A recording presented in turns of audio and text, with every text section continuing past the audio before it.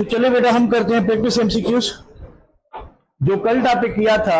Hello guys, hello guys, mobile वालों जरा इधर देखें, ठीक है। तो कल जो हमने टॉपिक किया था उससे रिलेटेड कुछ एमसीक्यूज करते हैं। आहिस्ता आहिस्ता आराम से बताने आप लोगों ने है, ठीक है।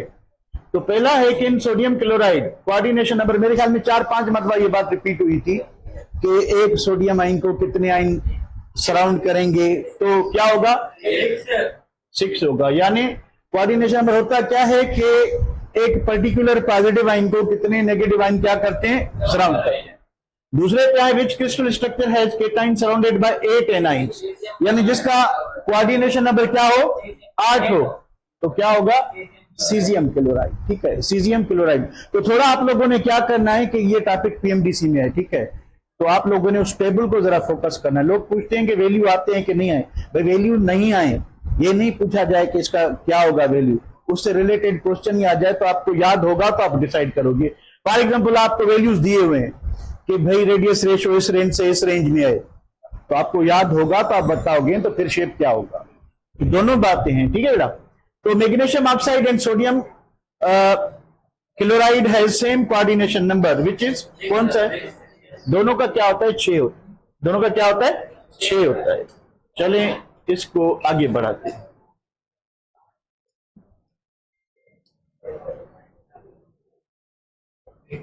क्या चीज है, आराम से जल्दबाजी ना करें। Which of the following affects geometrical shape, charges भी करती हैं, आयनिक एसोसिएशन भी करती हैं, ये भी करता है, ठीक है। रेडियस रेशियो ओनली नहीं, ओनली नहीं, तो आयनिक एसोसिएशन प्लस रेडियस, ठीक है। तो इसमें 2 जो है प्रॉपर्टीज आ रही हैं, बाकी एक प्रॉपर्टी है, ठीक है। तो चलें भाई, in caesium chloride the crystal is cubic but coordination number is Y. कल हमने क्या पढ़ा था कि अगर रेडियस रेशो जो है, ठीक है, रेडियस रेशो क्या होगा, लार्ज होगा, ठीक है, तो कोऑर्डिनेशन नंबर भी क्या होगा, हाई होगा। कोऑर्डिनेशन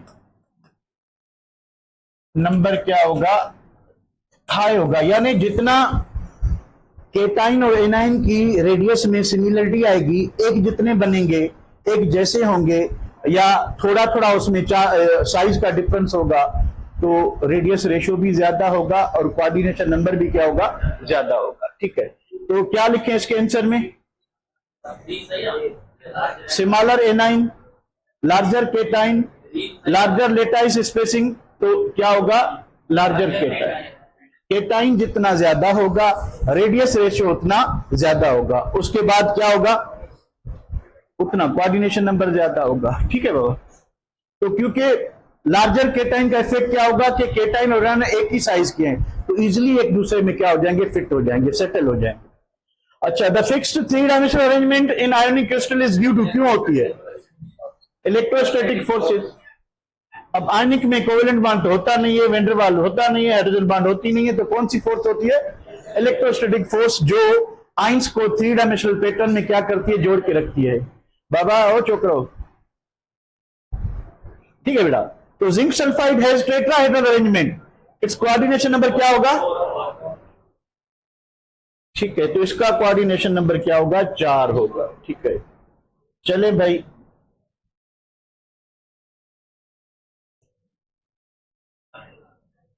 अच्छा ये क्वेश्चन मैं देता हूं ऑनलाइन वालों को, आप बताएं इसका आंसर क्या होना चाहिए। 0.75, ये हाईएस्ट वाला पॉइंट है, कौन सा पॉइंट है, ठीक है। 0.16 से 0.22 फिर 0.72 से लेके 1 तक हो, ठीक है। तो इफ रेडियस रेशियो जो है हाईएस्ट पॉइंट में, which geometry is expected, body centred and cubic, ठीक है। क्रिस्टल ग्रोथ क्यूबिक होगी और बॉडी सेंटर्ड क्या होता है कि ये जो पूरा क्रिस्टल है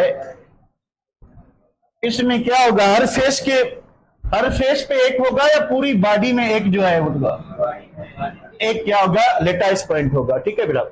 उसके बाद आए कि स्मॉलर केटाइन 10-2, अब देखिए ये केटाइन छोटा है, एनाइन बड़ा है, फिर एनाइन बड़ा है, केटाइन छोटा है, तो ये क्रिस्टल जो है वो स्टेबल बनेगा कि अनस्टेबल? ये इजिली फिट होगा कि नहीं होगा? नहीं होगा, क्योंकि एनाइन की साइज बड़ी है। एनाइन की साइज क्या है? बड़ी है। तो छोटा जो आपका केटाइन होगा वो गैप ज्यादा प्रोड्यूस करेगा। तो आइंस जो है एक दूसरे से बीच में जब गैप आएगा तो आयनिक एसोसिएशन स्ट्रांग नहीं होगी, तो आपका जो क्रिस्टल है वो ज्यादा स्ट्रांग नहीं हो पाएगा। क्योंकि दूसरा, अब देखें इधर एनाइन तो फिट होगा नहीं, इधर कौन फिट होगा? केटाइन होगा, और केटाइन छोटी साइज का है। तो एनाइन अगर एक इधर एनाइन आ जाए तो बीच में क्या रह जाएगा? गैप रह जाएगा। आए भाई, तो फिट लेस कंफर्टेबली होगा, ठीक है। 10 नंबर में क्या है? एन स्टेबल आयनिक क्रिस्टल में रिजल्ट, इसी क्वेश्चन का पार्ट है। तो कब होगा? जब रेडियस रेशियो क्या होना चाहिए? 2 स्मॉल होना चाहिए, radius ratio 2 large, radius ratio is outside stable range, या ऑल ऑफ दीज? मेरे ख्याल में तो सारे होने चाहिए। अगर रेडियस रेशियो 2 लार्ज है, मतलब क्या हुआ? अभी एनाइन छोटा है, केटाइन बड़ा है। अभी क्या है? एनाइन छोटा है, केटाइन। तो जब सिमिलरिटी होगी तभी जो है पैकिंग क्या होगी? इजी होगी, ठीक है। और आपका क्रिस्टल क्या बनेगा? स्टेबल बनेगा। तो इसमें आंसर क्या होना चाहिए? फिर भी सोचें क्या होना चाहिए? आल हो ना हो? आल? चलें भाई, आल करते हैं आपकी फरमाइश पे।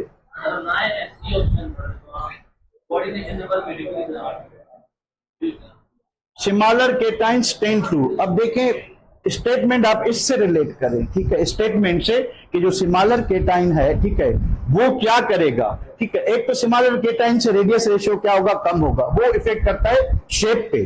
तो यहां बात हो रही है कि जो केटाइन जो है वो फिट नहीं होगा, अनस्टेबल बनाएगा। तो वो शेप की बात नहीं कर रहा, वो स्टेबिलिटी से रिलेटेड बात कर रहा है, इसी वजह से ये होगा।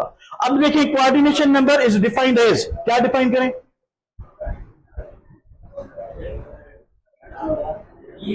क्या होगा?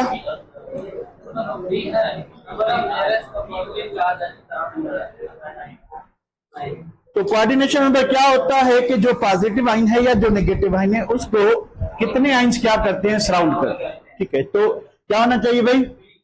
B, number of nearest oppositely charge ions, B. चलिए इसको भी सेव करते हैं और आते हैं आगे।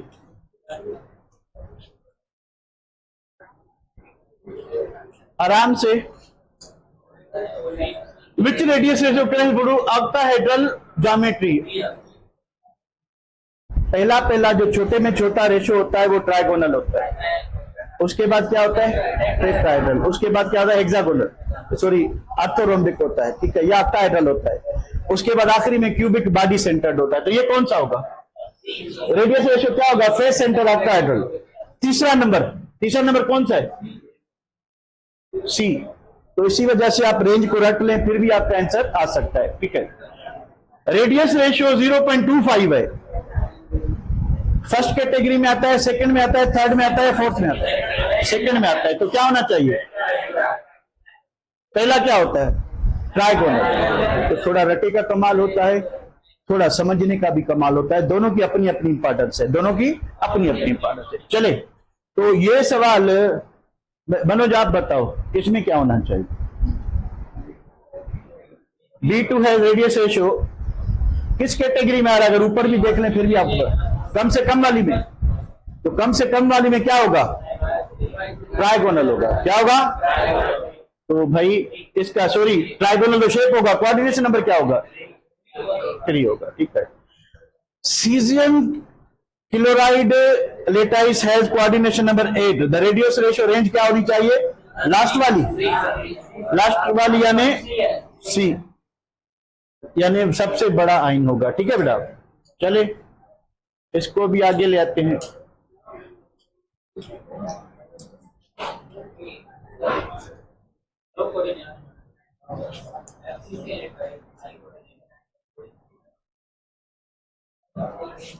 आराम से।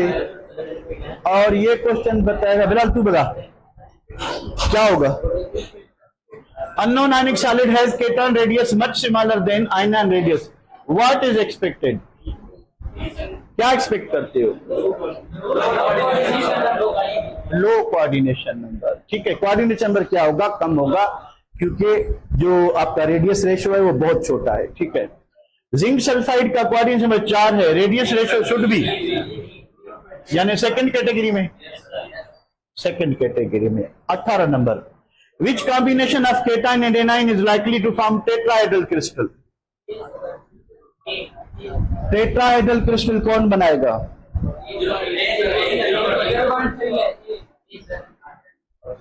रेंज देख ले, इधर से रटा लगा ले, इस रेंज में आएगा, इस रेंज में, यानी क्या होना चाहिए 0.3। तो आपका आंसर क्या होगा? ए होगा। ठीक है बेटा, चले भाई 19 नंबर पे आए। Which factor does not directly determine coordination number? Radius ratio से पता चलता है और आयनिक चार्जेस से भी पता चलता है, इलेक्ट्रोस्टैटिक फोर्सेस भी। आयन मोबिलिटी डिपेंड करती है किसको इफेक्ट करती है? कंडक्टिविटी। आयन की मोबाइल यानी आयन की जो मूवमेंट है वो किसको इफेक्ट करती है? कंडक्टिविटी को। उसका ऐसे रेशियो नहीं है, तो आंसर क्या होगा? डी होगा। ठीक है, आंसर क्या होगा? डी होगा। डी कह रहे हैं? ठीक है, डी होगा। चलें भाया, अब आते हैं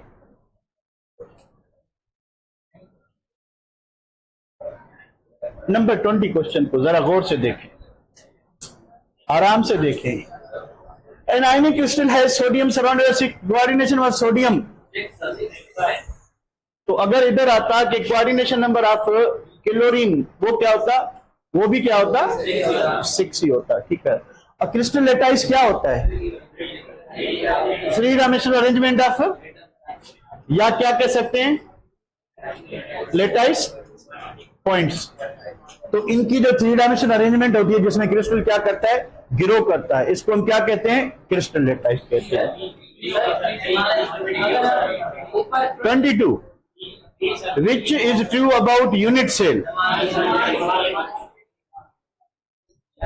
तो क्रिस्टल लेटाइस अब्बा होता है और उसका छोटा बचड़ा कौन होता है? Unit cell. यूनिट सेल एक छोटा सा ज्यामितिकल ब्लॉक है जो पूरे क्रिस्टल को क्या करता है? रिप्रेजेंट करता है। ठीक है, एक्सियल लेंथ किससे जाहिर करते हैं?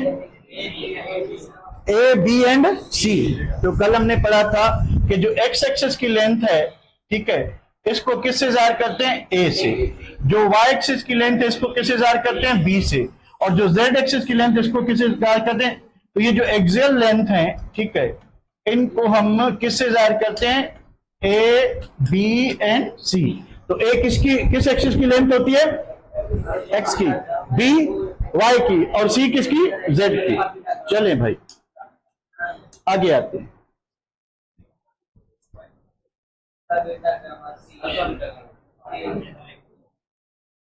अच्छा इधर ही देखें,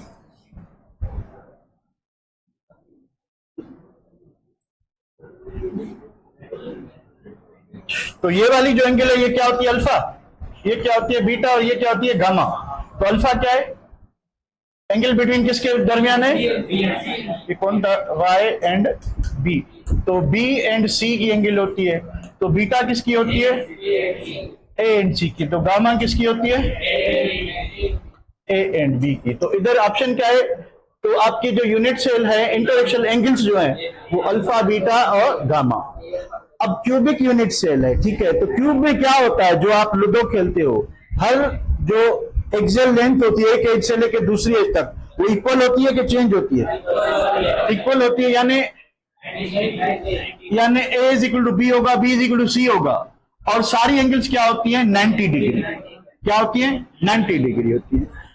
अच्छा, टेट्रागोनल में क्या होगा? एंगल 90 ही रहेगी। सिर्फ क्या होगा? देखिए यहां पे एक लेंथ अनइक्वल होगी, दो लेंथ बराबर होंगी, एक लेंथ जो है वो अनइक्वल होगी। इस वजह से आपको रेक्टेंगल शेप में क्या मिलेगा? क्रिस्टल मिलेगा। ठीक है बेटा। अच्छा, इसको हम शेप मारते हैं।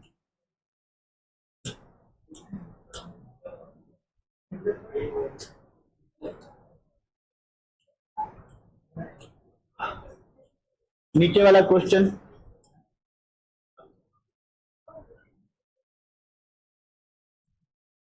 विच लेटाइस आर क्यूबिक? अब हमने सोडियम क्लोराइड और मैग्नीशियम ऑक्साइड आइसोमॉर्फ्स होते हैं, दोनों क्यूबिक होते हैं। ठीक है, और ऐड क्या हुआ? सीजियम क्लोराइड जिसका कोऑर्डिनेशन नंबर 8 होता है। ठीक है, तो ये भी क्या होता है? क्यूबिक होता है। ये भी क्या होता है? क्यूबिक। तो पीछे आइसोमॉर्फिज्म भी इसमें रिपीट हो गया और इसका आंसर भी हमें मिल गया। ठीक है, तो यूनिट सेल में क्या होता है?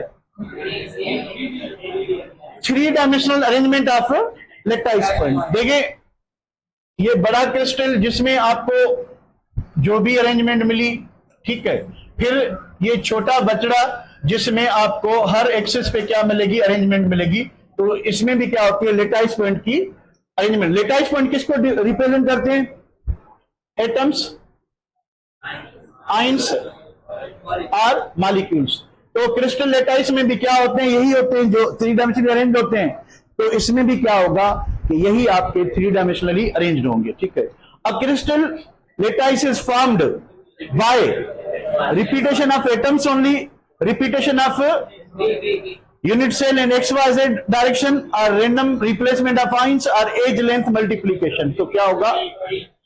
Repetition of unit cell in X, यानी जो यूनिट सेल है आपका, हमने कल पढ़ा था कि यूनिट सेल एक छोटा ज्योमेट्रिकल ब्लॉक है।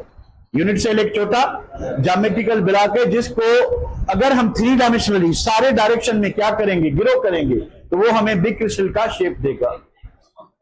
अच्छा, हेक्सागोनल यूनिट सेल में क्या होगा? 90 एंड 120। अब ये एक बात बता दूं, ये क्रिस्टल सिस्टम जो है वो उसमें नहीं है, यूनिट सेल में नहीं है। ठीक है, फिर भी क्योंकि सारे इंटर रिलेटेड हैं, कभी कभी जो है ना क्वेश्चन ऐसे ही घुस आता है, तो उसके लिए आपको तैयार होना चाहिए। ठीक है बेटा, कभी कभी ऐसे झूमते झूमते क्वेश्चन आ जाता है।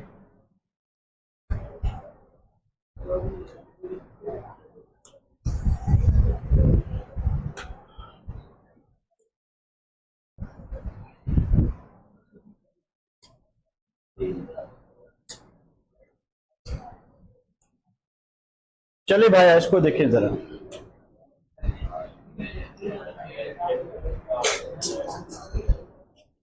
क्या चीज है? Solid sodium chloride conducts electricity because इसमें क्या होगा? Does not conduct electricity. क्यों? कंडक्टिविटी जो है फ्री फ्लो ऑफ चार्जेस होता है। चार्जेस इजिली मूव करें। चार्जेस क्या करें? अब अगर चार्जेस एक फिक्स पोजीशंस पे हैं, एक जगह से दूसरी जगह पे नहीं जा सकते, तो आपका सॉलिड बैड कंडक्टर होगा। सॉलिड क्या होगा? तो क्यों बैड कंडक्टर है? Ions are fixed and can not move. ठीक है, चले भाया नीचे आए।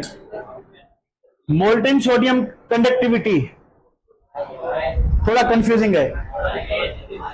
हाई होनी चाहिए, लो होनी चाहिए, 0 होनी चाहिए, डिपेंड्स ऑन प्रेशर। थोड़ा कंफ्यूजिंग क्यों है? अगर आप कंपेयर करते हो एक्वस से तो फिर वो ज्यादा होगा। इफ अदरवाइज इसमें आइंस ज्यादा है, आइंस ज्यादा है, तो प्रोडक्ट ऑफ आइंस पे भी कंडक्टिविटी डिपेंड करती है। तो आपका आंसर यहां क्या होना चाहिए? हाई। अगर कंपेरिजन आ जाए कि मोल्टेन वर्सेस जो है आपका एक्वस, तो फिर आपका क्या होना चाहिए? ठीक है, एक्वस होना चाहिए। ठीक है, अच्छा उसके बाद पर एक्वस और मोल्टेन में कंडीशन एक होनी चाहिए, नंबर ऑफ आइंस सेम हो। नंबर ऑफ आइंस, ऐसा ना हो कि बिल्कुल डाइल्यूट सॉल्यूशन है, थोड़े से आइंस हो और बहुत सारा पानी भरा, आप कहें कि नहीं वो ज्यादा कंडक्ट होगा। नहीं, कंडक्टिविटी 3-4 फैक्टर हैं। एक क्या है? डाइल्यूशन है कि आइंस दूर होने चाहिए, रिकम्बाइन ना हो, क्योंकि रिकम्बाइन होंगे तो कंडक्टिविटी नहीं होगी। ठीक है, आइंस दूर दूर होने चाहिए। उसके बाद नंबर ऑफ आइंस पे भी डिपेंड करते हैं। तीसरा molecular velocity of sorry ionic velocity पे डिपेंड करता है। हेलो,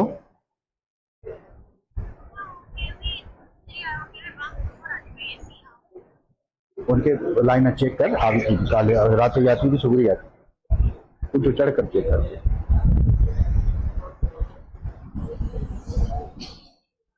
ठीक है बेटा, ionic solids are poor conductors because क्यों होते हैं? फिक्स्ड आइंस को फिक्स्ड पोजीशंस ऑफ आइंस कर लें। ठीक है, तो आइंस की जो पोजीशन होती है वो क्या होती है? फिक्स होती है। आइंस एक जगह से दूसरी जगह मूव नहीं कर पाते, इस वजह से वो ग्रेट कंडक्टर होते हैं। Which of the following conducts in solution? कौन करेगा? बी। तो भाई सोडियम क्लोराइड अगर सॉलिड है, मैग्नीशियम ऑक्साइड सॉलिड है, तो सॉलिड कंडक्टर होते हैं कि नहीं होते? सोच के बताएं। सॉलिड कंडक्टर होते हैं कि नहीं होते? होते भी हैं, नहीं भी होते। कौन होते हैं? अगर आपके पास मेटल है तो मेटल तो सॉलिड होता है, वो तो कंडक्टर होता है, उसमें फ्री इलेक्ट्रॉन्स होते हैं। इलेक्ट्रॉन एक जगह से दूसरी जगह मूव कर सकते हैं। तो मेटेलिक क्रिस्टल में क्या होता है कि मेटल जो पॉजिटिव आइन है वो फिक्स पोजीशन पे होता है, इलेक्ट्रॉन घूम रहे होते हैं। इस वजह से मेटल सॉलिड स्टेट में भी गुड कंडक्टर होते हैं। पर यहां पे जो चार्जेस हैं, पॉजिटिव और नेगेटिव चार्जेस, वो मूव नहीं कर पा रही, इस वजह से ये सॉलिड स्टेट में बैड कंडक्टर होंगे। चलिए भाई, इसको भी सेव करते हैं। अरे यार, बार बार क्यों जा रहे हो?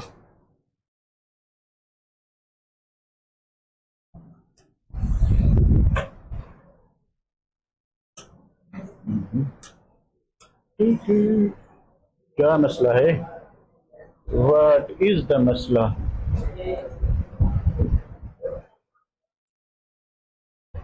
ये हो गया। चले यहां पे आए, क्या होना चाहिए? Sodium chloride lattice molar conductivity, increase in solid, increase in solution, constant. किसमें? अगर ये सॉलिड होगा तो क्या गुड कंडक्टर होगा, बैड होगा? बैड होगा, पुअर होगा? और बैड एक ही बात है, ठीक है। तो 36 पे आए, KBr solid conductive electricity zero, negative क्या? जीरो होना चाहिए। आयनिक मोबिलिटी अफेक्ट्स कंडक्टिविटी, ठीक है। Molten magnesium oxide conductivity compare to NaCl। एक मलबा देख लें, थोड़ा पढ़ने से एक मलबा देख लें। दोनों मोल्डिंग में है, सोडियम भी और मैग्नीशियम भी। नेगेटिव आइन सेम है, पॉजिटिव आइन में फर्क है। थोड़ा सा ज़हन लगा लें। मैग्नीशियम हेवी है सोडियम से मास ज्यादा है, तो वो इतना तेजी से मूव नहीं कर पाएगा under given set of conditions. तो इस वजह से क्या होगा, देखें कंडक्टिविटी, मैंने एक बार फिर रिपीट कर लूं, कंडक्टिविटी किस पे डिपेंड करती है? कंडक्टिविटी डिपेंड करती है बेटा किस पे? Number 1, number of charges, charges कितनी है। नंबर 2, मोबाइलिटी और मूवमेंट ऑफ चार्जेस, चार्जेस कितना इजीली मूव करती है। मूवमेंट ऑफ चार्जेस, अगर सॉल्यूशन है तो डाइल्यूशन पे डिपेंड करती है, ठीक है। चौथी बात, टेम्परेचर पे डिपेंड करती है, ठीक है। तो ये जो यहां पे जो फैक्टर अफेक्ट कर रहा है वो कौन कर रहा है? मोबाइलिटी। सोडियम आइन विथ 23 मास, मैग्नीशियम आइन विथ 24 मास। और दूसरी बात ये भी है कि लेटाइस एनर्जी किसकी ज्यादा होगी, अट्रैक्टिव फोर्स किस में ज्यादा होगी? सोडियम क्लोराइड में कि मैग्नीशियम क्लोराइड में? तो अट्रैक्टिव फोर्स भी ज्यादा है, हेवी भी है। तो अट्रैक्टिव फोर्स ज्यादा है तो आइन इजिली मूव करेंगे, या उसकी विस्कोसिटी ज्यादा होगी? किसकी विस्कोसिटी ज्यादा होगी? यानी इजिली मूव कौन करेगा? फ्लूइडिटी किसकी ज्यादा होगी? सोडियम क्लोराइड की। और विस्कोसिटी किसकी ज्यादा होगी? Magnesium chloride. रेजिस्टेंस बहने में किसकी ज्यादा होगी? तो कंडक्टिविटी किस पे डिपेंड करती है? इजिली आइंस क्या करें? मूव करें, तो कौन मूव करेगा? टेम्परेचर। उसके बाद 5वां फैक्टर प्रेशर है। Very little effect, very little effect.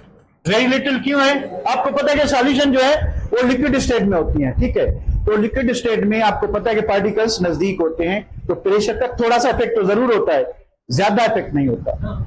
Gases की कंडक्टिविटी पे ज्यादा हो सकता है अगर गैसियस आइंस हो, पर सॉल्यूशन में क्योंकि क्या होता है? लिक्विड होता है, तो लिक्विड में फ्री स्पेस क्या होता है? कम होता है।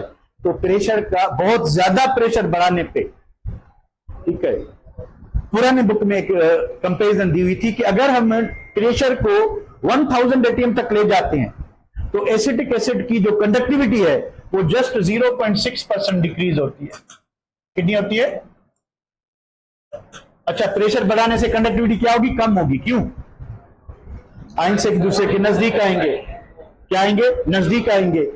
ठीक है, तो इसी वजह से जितना नजदीक आएंगे तो उनके रिकॉम्बिनेशन के चांसेस क्या होते हैं, ज्यादा होते हैं, तो इस वजह से ये होगा। ठीक है बेटा, चले इसको भी हम करते हैं सेव। अब आते हैं आगे।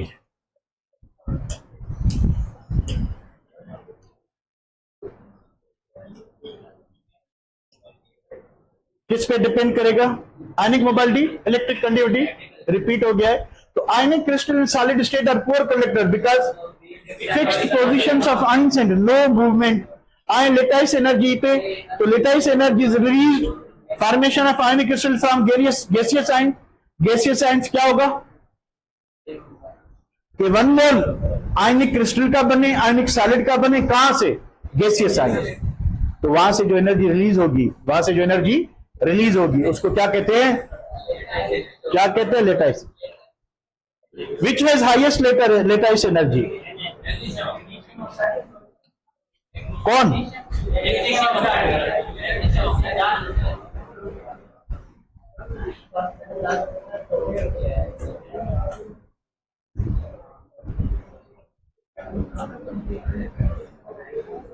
क्या होना चाहिए, lithium fluoride, potassium fluoride. Lattice energy depend करती है साइज पे, किस पे, देखिए लैटिस एनर्जी जो है वो डायरेक्टली प्रोपोर्शनल होती है magnitude of charges, magnitude of charges. ठीक है, यानी +3 या +-3 जो होगा उसकी जो अट्रैक्टिव फोर्स है ज्यादा होगी किससे, +-2 से, इसकी ज्यादा होगी किससे, +-1 से। या आप कह सकते हो कि +3 -3 की ज्यादा होगी +3 -2 से। ठीक है, इसकी ज्यादा होगी किससे, +3 -1 से। ठीक है, तो इसी तरह से भाई कूलम्स लॉ, कल मैंने आपको बताया था, कौन सा लॉ है, क्या होता है, F = K Q1 Q2/R²। ठीक है, तो प्रोडक्ट ऑफ चार्जेस बढ़ रही हैं, इसमें क्या होगी प्रोडक्ट 9, इसमें क्या होगा 6, इसमें क्या होगा 3। तो जितनी चार्जेस बढ़ेंगी, जितनी चार्जेस, वो डिपेंड करता है कि सेम है कि अपोजिट है। अगर सेम बढ़ेंगी तो रिपल्सिव फोर्स बढ़ेगी, अगर अपोजिट बढ़ेंगी तो अट्रैक्टिव फोर्स बढ़ेगी। ठीक है, फिर रेडियस जो है वो इतना इंपॉर्टेंट इसलिए नहीं है कि आइंस का रेडियस इतना ज्यादा नहीं बढ़ता अगर एक ही ग्रुप में है, जितनी उसकी साइज कम होती है। ठीक है, तो बात करें चार्ज जितनी बढ़ती है उतनी साइज का इतना इफेक्ट नहीं होता। यानी ऐसा नहीं है कि +1 से +2 पे आप गए हो तो चार्ज डबल हो गई है। ठीक है, चार्ज क्या हो गई है, डबल। तो प्लस वाले की साइज हाफ नहीं होती, चार्ज तो डबल हो गई पर साइज हाफ नहीं हुई, तो इसलिए ज्यादा इफेक्ट किसका होगा, चार्ज का होगा। किसका होगा, चार्ज का। तो लेटाइस एनर्जी डिक्रीजेस विथ, क्या होना चाहिए, थोड़ा सा कॉन्सेप्ट चले, थोड़ा सा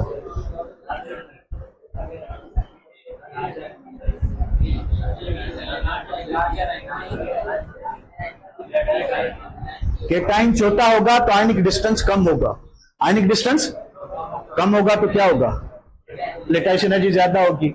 लार्जर एनाइन होगा, आयन जितना बड़ा होगा, ठीक है, तो उससे क्या होगा कि जो लेटाइस एनर्जी वो कम होगी। ठीक है, हाई चार्ज से ज्यादा होगी, शॉर्टर डिस्टेंस ज्यादा होगी। ठीक है बेटा, which has lowest energy, lattice energy किसकी ज्यादा कम होगी,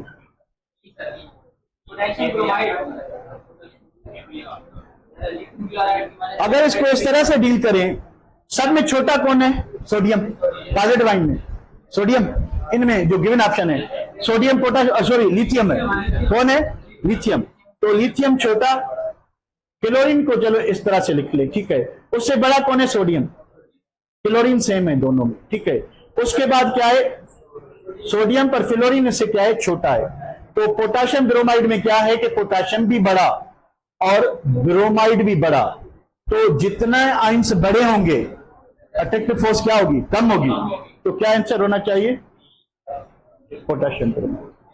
किस पे डिपेंड करती है, ionic charges, ionic, all of this, सब पे डिपेंड करती है, सब पे। चलें भाई, किधर आए, क्या होना चाहिए? क्या होना चाहिए? ए होना चाहिए। इस एनर्जी को क्या कहेंगे? Lattice energy. कौन सी एनर्जी? Latest energy. अच्छा, हाई लेटेस्ट एनर्जी क्या होगा? इसमें दो ऑप्शन सही हैं, एक ज्यादा सही है।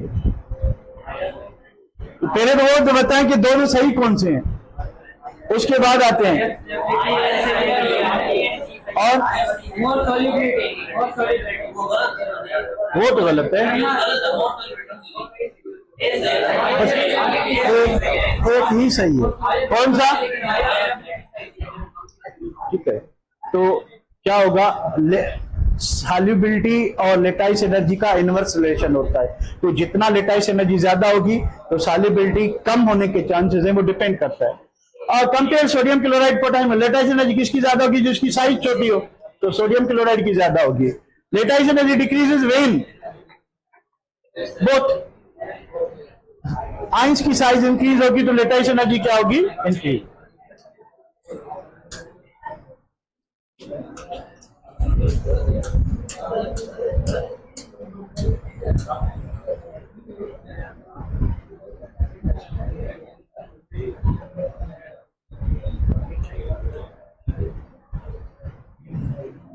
तो भाया लेटाइस एनर्जी थोड़ी सी कल रह गई थी, तो इसको पूरा करते हैं।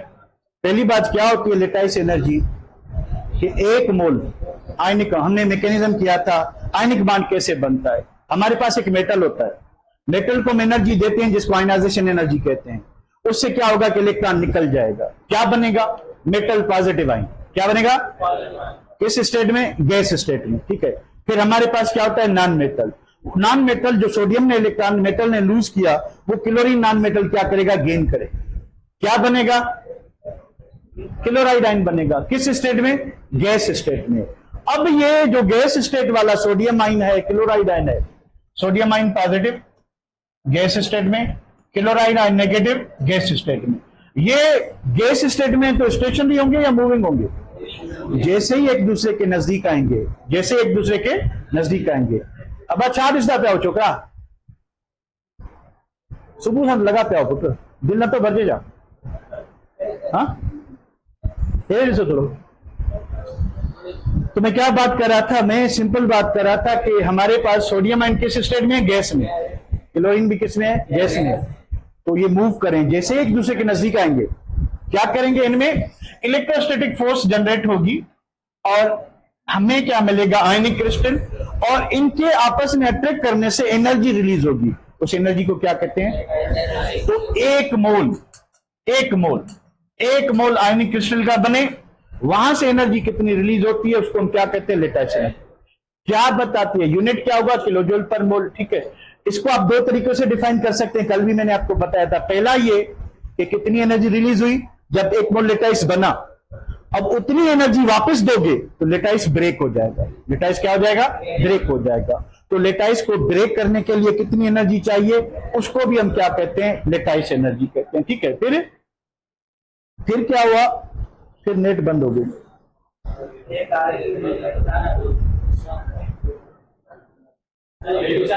चल गए, चले ठीक है। तो फिर क्या हुआ? फिर तो देखते हैं नेट चला के। आ गई।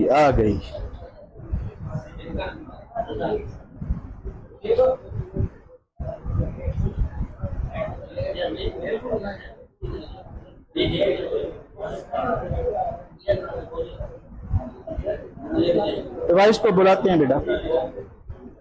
आ गया वाइस केम आ गया। ओके बेटा।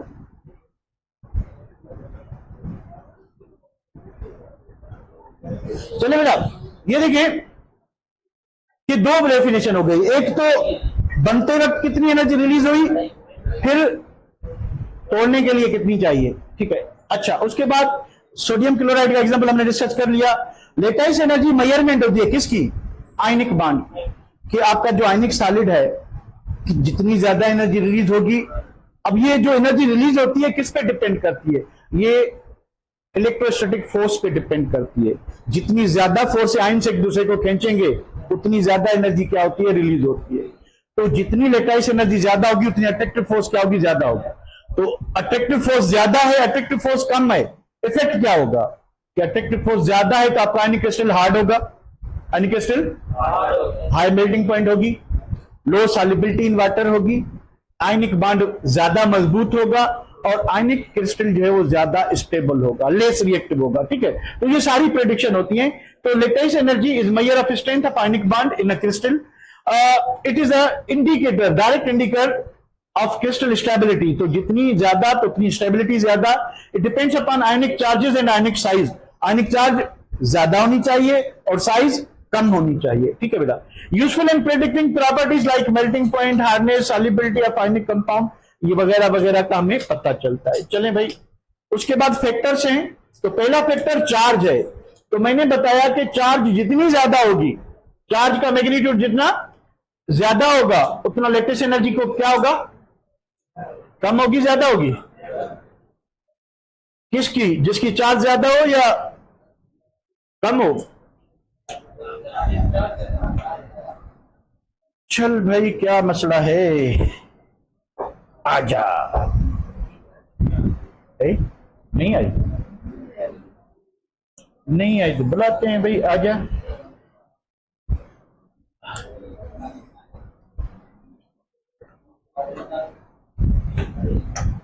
तो भाई चार्जेस, जितनी चार्जेस ज्यादा होंगी, जितनी चार्जेस ज्यादा होंगी, ठीक है, उतना आयन क्या पड़ेगा, छोटा पड़ेगा। अब ये ज्यादा सूट किसको करता है, केटाइन को, पॉजिटिव आयन को। ठीक है, नेगेटिव आयन पे चार्जेस ज्यादा होंगी तो उसका रेडियस बड़ा होता है। ठीक है, तो अगर केटाइन की साइज छोटी होती जा रही है, नॉर्मली दोनों आयन अगर छोटे होंगे तो आपकी लेटाइस एनर्जी ज्यादा होती है, पर मोर सूट किसको करता है, कॉन्सेप्चुअली वो केटाइन के लिए है कि केटाइन पे जितनी चार्जेस ज्यादा होंगी तो उसकी साइज छोटी होगी। अब केटाइन की साइज छोटी होने से क्या मतलब है कि न्यूक्लियस इलेक्ट्रॉन को अट्रैक्ट करता है, न्यूक्लियस इलेक्ट्रॉन को क्या करता है, अट्रैक्ट करता है। तो दूसरा जो एनाइन होगा उसके इलेक्ट्रॉन क्लाउड को न्यूक्लियस आसानी से ज्यादा फोर्स से अपनी तरफ क्या करेगा, खींचेगा, जब केटाइन छोटा होगा। जब क्या छोटा होगा, केटाइन छोटा होगा। एनाइन में भी सेम चीज है, क्योंकि इलेक्ट्रोस्टैटिक फोर्स जो है वो इस तरह से होती है कि ये भाई पॉजिटिव आयन, ये नेगेटिव आयन। ठीक है, तो इसके इलेक्ट्रॉन क्लाउड को, ये न्यूक्लियस इसके छोटा ही हो भले, इलेक्ट्रॉन क्लाउड को कौन, एनाइन का न्यूक्लियस, और इलेक्ट्रॉन इलेक्ट्रॉन और ये आपस में क्या करते हैं, रिपेल करते हैं। ठीक है, तो क्रिस्टल कब बनेगा, क्रिस्टल कब बनेगा, जब अट्रैक्टिव फोर्स ज्यादा होगी कि रिपल्सिव फोर्स, अट्रैक्टिव फोर्स क्या होगी, ज्यादा होगी, क्योंकि इलेक्ट्रोस्टैटिक फोर्स है, अपोजिट चार्जेस हैं, कंप्लीट चार्जेस हैं, पार्शियल नहीं है, कंप्लीट है, तो इस वजह से फोर्स क्या होगी, ज्यादा होगी। साइज जितनी छोटी होनी चाहिए, डिस्टेंस जितना कम होना चाहिए, डिस्टेंस कम होगा। ठीक है, तो थोड़ा सा रिलेट करें इसको कोऑर्डिनेशन नंबर से। अगर कोऑर्डिनेशन नंबर छोटा है तो इंटर आयनिक डिस्टेंस क्या होगा, कम होगा, ज्यादा होगा, क्योंकि एक छोटा आयन एक बड़ा आयन, तो बीच में क्या रह जाएगा, गैप रह जाएगा। तो अगर आयंस का जो रेडियस है वो क्या होगा, बराबर होगा। ठीक है, तो वो एक जैसे, और उनके बीच में जो गैप आएगा वो बहुत कम आएगा। ठीक है, क्रिस्टल लेटाइस में। तो इस वजह से क्या होगा कि जितना रेडियस रेशियो ज्यादा होगा, कोऑर्डिनेशन नंबर ज्यादा होगा, उतना आपका लेटाइस एनर्जी क्या होगी, ज्यादा होगी, स्टेबिलिटी ज्यादा होगी। ठीक है, सो उसके बाद बुक से कुछ वैल्यूज दिए हुए, तो कंपेरिजन के लिए उसको देख लेते हैं, एक नजर देख लें, वाई सो एंड सो, बस ये बता दें।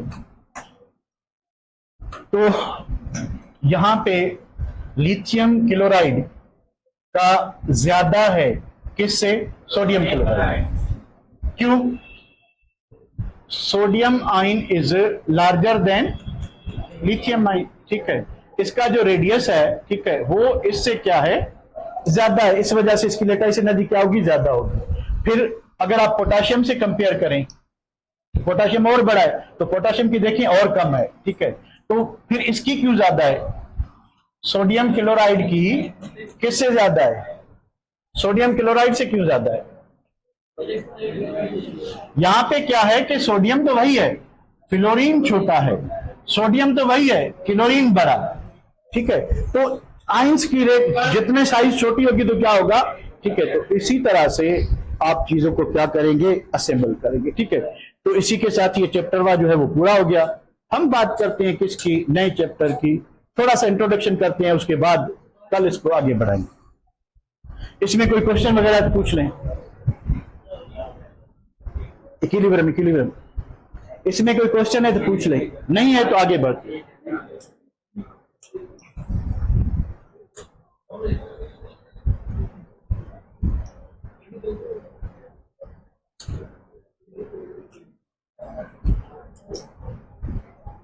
तो भाई केमिकल इक्विलिब्रियम को देखते हैं।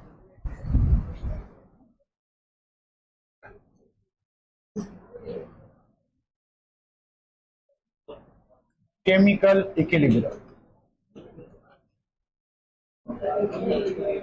आवाज नहीं बेटा, आवाज नहीं, आवाज नहीं।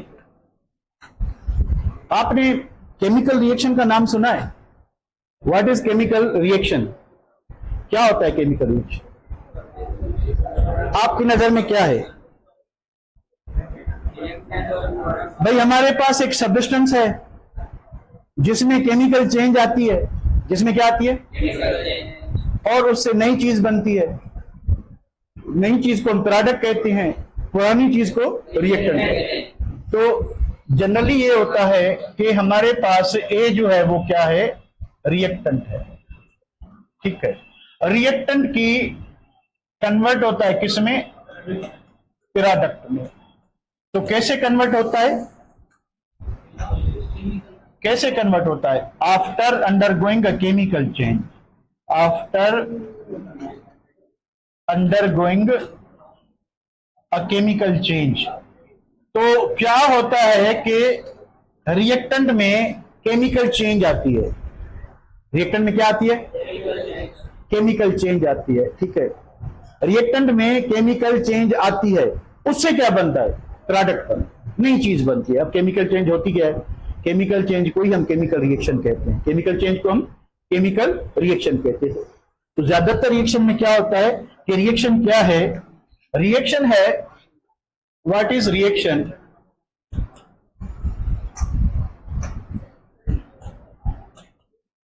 The conversion of all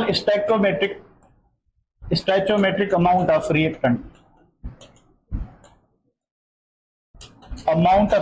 into product, reactant into product. कि भाई रिएक्टेंट की जितनी भी अमाउंट मौजूद है उसको प्रोडक्ट में कन्वर्ट हो जाना चाहिए, उसको प्रोडक्ट में कन्वर्ट हो जाना चाहिए, ठीक है। जितना भी हमारे पास रिएक्टेंट अवेलेबल है वो प्रोडक्ट में कन्वर्ट हो जाए। अब पूरा प्रोडक्ट में क्यों कन्वर्ट हो जाए, क्योंकि वरना हमें जो स्टोइचोमेट्रिक जो हम रिलेशनशिप निकालते हैं वो हमें सही नहीं मिलेगा। स्टोइचोमेट्रिकली एक 3 कंडीशंस हमने पढ़ी थी कि रिएक्टेंट को कंप्लीटली प्रोडक्ट में कन्वर्ट होने दें। जब तक वो कंप्लीट नहीं होंगे तो आपको अमाउंट जो है वो अनइक्वल मिलेगी, सही नहीं मिलेगी, ठीक है। फिर साइड रिएक्शन को अवॉइड करें, इक्वेशन को बैलेंस करें वगैरह वगैरह, ठीक है। तो एक उसमें चीज इंपॉर्टेंट है कि रिएक्टेंट की पूरी अमाउंट किसमें, प्रोडक्ट में कन्वर्ट हो जाए, ठीक है। ये पॉसिबल होता है कि रिएक्टेंट की पूरी अमाउंट जो है, होल अमाउंट इसकी प्रोडक्ट में कन्वर्ट हो जाए if reaction occurs in open container, occurs in open vessel. अगर रिएक्शन खुले डब्बे में हो रहा है, एक ओपन कंटेनर में हो रहा है, ठीक है, तो ये इस रिएक्शन की पॉसिबिलिटी ज्यादा होती है। पर अगर रिएक्शन जो है बंद वेसल में हो रहा है तो रिएक्टेंट कन्वर्ट होगा किसमें, प्रोडक्ट में। रिएक्टेंट कन्वर्ट होगा किसमें, प्रोडक्ट में, ठीक है। प्रोडक्ट जैसे ही बनेंगी वो दोबारा ट्रांसफॉर्म होनी चाहिए ओरिजिनल रिएक्टेंट में, जो रिएक्टेंट है उसमें दोबारा कन्वर्ट होंगे, ठीक है। और ये कब पॉसिबल है, जब रिएक्शन किसमें होगा, क्लोज कंटेनर, ठीक है। वरना क्या होगा कि कम चांस होते हैं रिवर्सिबल रिएक्शन के जो है ओपन कंटेनर में। हो भी सकता है, पर एक चीज जो है, फिर रिवर्सिबल रिएक्शन इक्विलिब्रियम में एस्टेब्लिश नहीं होगा, इक्विलिब्रियम नहीं बनाएगा। बाकी आपका रिवर्सिबल रिएक्शन ओपन में भी हो सकता है, पर रिवर्सिबल रिएक्शन जो है आपका ओपन कंटेनर में हो सकता है, पर इक्विलिब्रियम एस्टेब्लिश नहीं होगा। तो हम बात करते हैं किसकी, बुक की लैंग्वेज को देखें जरा। बुक क्या कहता है हमें कि केमिकल रिएक्शन जो है, chemical reaction are generally treated as the conversion of entire stoichiometric amount. यानी ए रिएक्टेंट था, इसकी पूरी की पूरी जो अमाउंट है वो किस में कन्वर्ट हो जाए, प्रोडक्ट में, यानी अब रिएक्शन के बाद इसकी अमाउंट रहे 0, इसकी जो है टोटल अमाउंट इसी की मौजूद हो, ठीक है, यानी रिएक्टेंट आपका क्या हो जाए 0। तो आम तरह से रिएक्शन में ऐसा होता है, ठीक है। So this is true for some reaction which are carried out in open vessel where product once form, वो रिवर्स नहीं हो सकती। तो इन रिएक्शन को क्या कहेंगे, रिवर्सिबल या इरिवर्सिबल? ऐसा रिएक्शन जिसमें सिर्फ रिएक्टेंट प्रोडक्ट में कन्वर्ट हो और वंस वो हो जाए तो दोबारा वापस ना आए, इसको क्या कहते हैं, इरिवर्सिबल। एक एरो से जाहिर करेंगे, 2 से, 1 से या 2 से? रिएक्टेंट प्रोडक्ट में होते हैं या प्रोडक्ट रिएक्टेंट में भी होते हैं? ठीक है, यूनिडायरेक्शनल होगा, बाय डायरेक्शनल होगा, ओनली इन वन वे और 2 वे? ये सारी चीजें इरिवर्सिबल रिएक्शन के लिए, ठीक है। फिर क्या कहता है कि these are known as reversible or unidirectional reactants shown by arrow, arrow लगाते हैं, एक ही डायरेक्शन में एरो लगेगा, यूनिडायरेक्शनल एरो लगेगा जो पॉइंट आउट करेगा कि रिएक्टेंट जो है वो किस में कन्वर्ट हो रहा है, प्रोडक्ट में कन्वर्ट हो रहा है, ठीक है। उसके बाद क्या है कि बिटवीन प्रोडक्ट्स ये करेगा। One of the real life example, यहां पे मैंने डबल एरो लगा, ये सिंगल होगा, कि इरिवर्सिबल रिएक्शन का जो हमारी डेली लाइफ से एग्जांपल है, तो हम किचन में जो मीथेन गैस को जलाते हैं, मीथेन गैस को क्या बनता है, कार्बन डाइऑक्साइड एंड वाटर, उसके साथ क्या बनती है, एनर्जी, हीट एनर्जी, जिससे क्या होती है, कुकिंग होती है। तो वो जो कार्बन डाइऑक्साइड बने हैं और जो वाटर बना है, क्या उनसे दोबारा हम मीथेन को बना सकते हैं? तो रिएक्शन कौन सा हुआ, रिवर्सिबल हुआ कि रिवर्सिबल? ये रिएक्शन रिवर्सिबल होगा। रिएक्टेंट प्रोडक्ट में तो कन्वर्ट होंगे पर प्रोडक्ट रिएक्टेंट में कन्वर्ट नहीं होंगे। एनी प्रॉब्लम यहां तक, कोई मसला? तो ये सारी तारीफ जो थी किसके लिए थी, रिवर्सिबल रिएक्शन के लिए। क्या होता है, रिएक्टेंट की पूरी अमाउंट किसमें कन्वर्ट हो, प्रोडक्ट। जितनी भी स्टैटिक अमाउंट हमने ली थी वो सारी की सारी क्या बनाए, प्रोडक्ट बनाए। और प्रोडक्ट जब बन जाए तो वो रिएक्टेंट ना बनाए, वो रिएक्टेंट ना बनाए, वापस ना हो रिएक्शन, ठीक है। यानी कुछ रिएक्शन फिर ऐसे होते हैं कि जिनकी रिएक्टेंट और प्रोडक्ट की जो रिएक्टिव कंडीशंस हैं वो सिमिलर होती है। यानी जिस कंडीशन पे रिएक्टेंट प्रोडक्ट बनाता है उसी में प्रोडक्ट भी रिएक्ट होता है, वापस दोबारा क्या बनाता है, रिएक्टेंट बनाता है।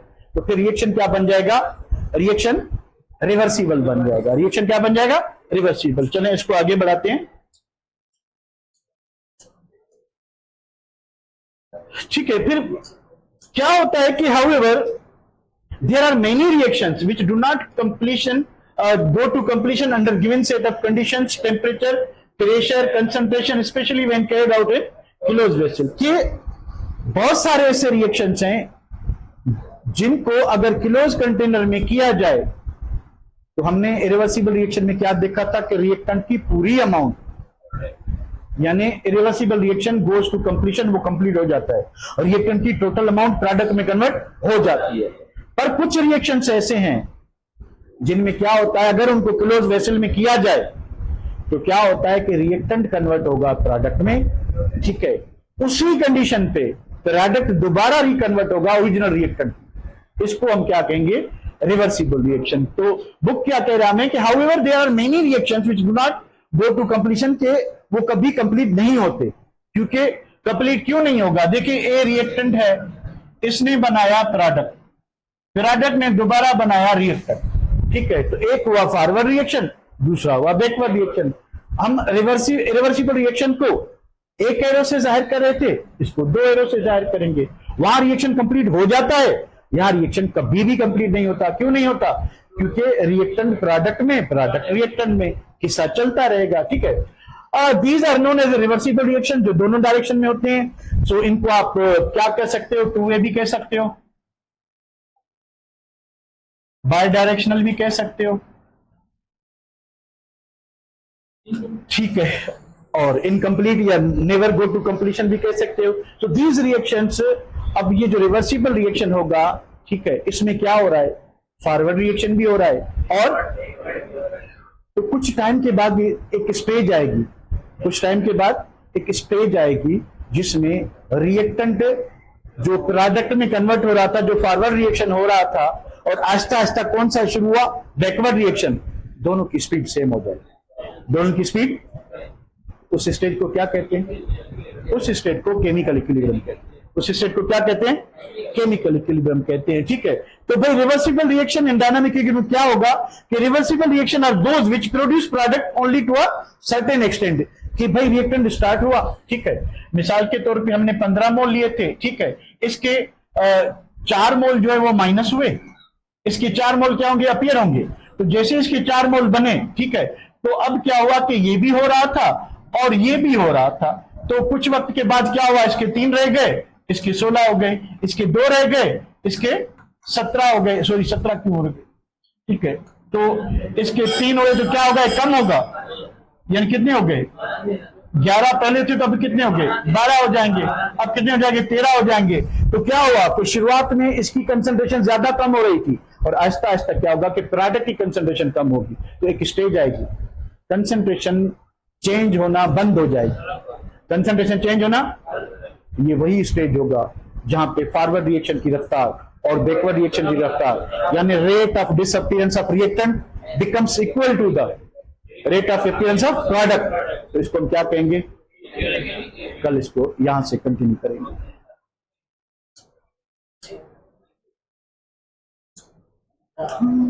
चलिए भाई ब्रेक करें, ब्रेक करें बेटा, ब्रेक करें जी बेटा, भेज दूंगा फिर।